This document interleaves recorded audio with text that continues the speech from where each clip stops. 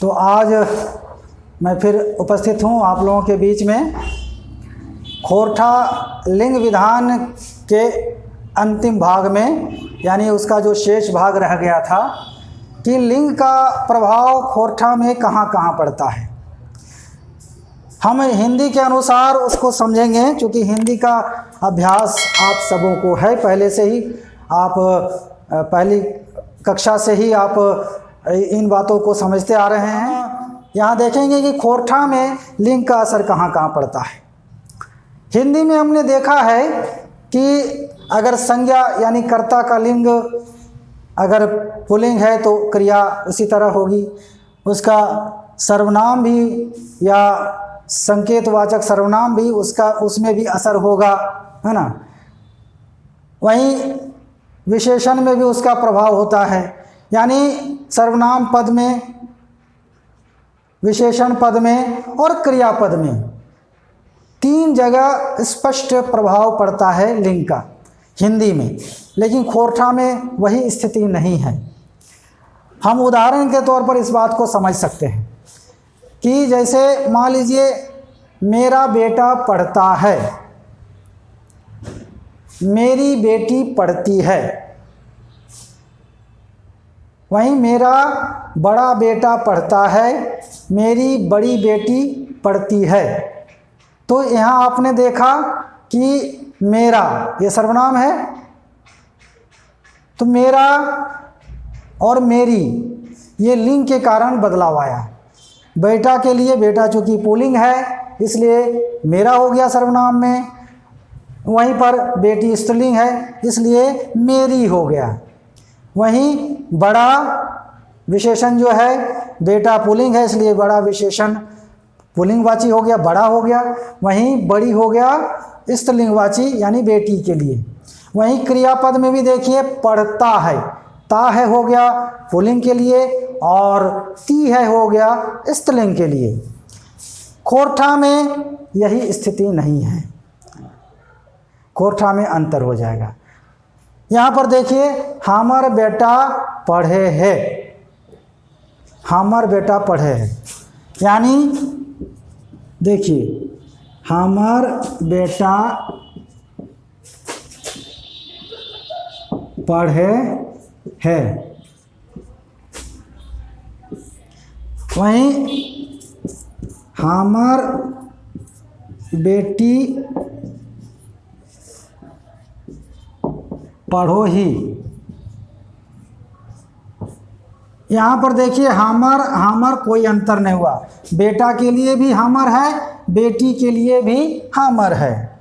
हाँ, क्रियापद में यहाँ बदलाव दिख रहा है, यहाँ पर सहायक क्रिया में, हाँ यहाँ पर है हो गया, यहाँ पर ही हो गया, लेकिन ये क्रिया में वहीं पर असर होगा जहाँ पर कर्ता का वक्ता के साथ अपनापन का संबंध हो, यानी यहाँ पर हमर बेटा है इसलिए। वहीं पर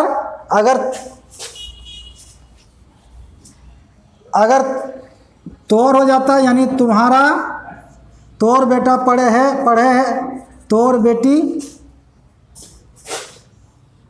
तोर बेटा पढ़ो हाउ,